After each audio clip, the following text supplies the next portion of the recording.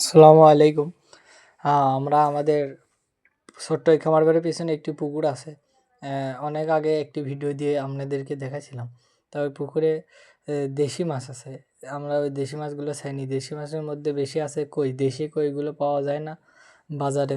ওই দেশি কই অনেকগুলো হয়েছে, প্রচুর প্রচুর পরিমাণ আছে। তা আমরা আগে মুরগিকে যে খাবার খাওয়াইতাম, ভাত খাওয়াইতাম বা চাউল খাওয়াইতাম, ওইখান থেকে অল্প করে দিতাম। হ্যাঁ, তা মাশাআল্লাহ মাছের গ্রোথ অনেক ভালো ছিল। তা আমাদের মুরগিগুলো বিক্রি করে ফেলে দেওয়ার কারণে মাছগুলোকে আর কয়েকদিন হলে খাবার দেওয়া হয় না। তা আমার আব্বু বলছিল যে মাছের যে খাবার পাওয়া যায়, খাবারের দাম তো কমে আছে, অল্প করে এনে এনে দিয়ে দিয়ে অভ্যেস করে খাওয়াও আর মাছগুলো ওখানে রাখো। তাহলে খাবার দিলে মাছগুলো ওখানে থাকবে, মাছের গ্রোথ ভালো হবে।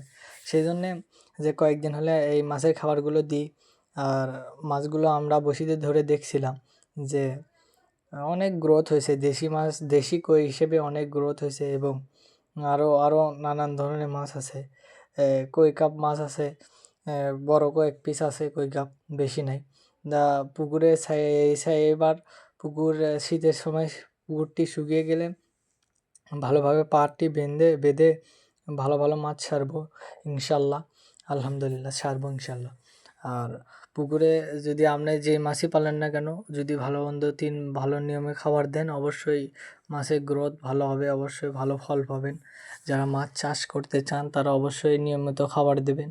হ্যাঁ, নিয়মিত খাবার দেবেন, তাহলে অবশ্যই ভালো গ্রোথ আসবে, ভালো দামে বিক্রি করতে পারবেন। আর মাছকে যে পরিমাণ খাবার দেবেন, মাছ সে পরিমাণ বৃদ্ধি হবে। আবার খাবারের ভিতরেও কোয়ালিটি আছে। কোয়ালিটি হচ্ছে যে আপনারা নিয়মিত খাবার দিলে অবশ্যই মাছের গ্রোথ ভালো হবে।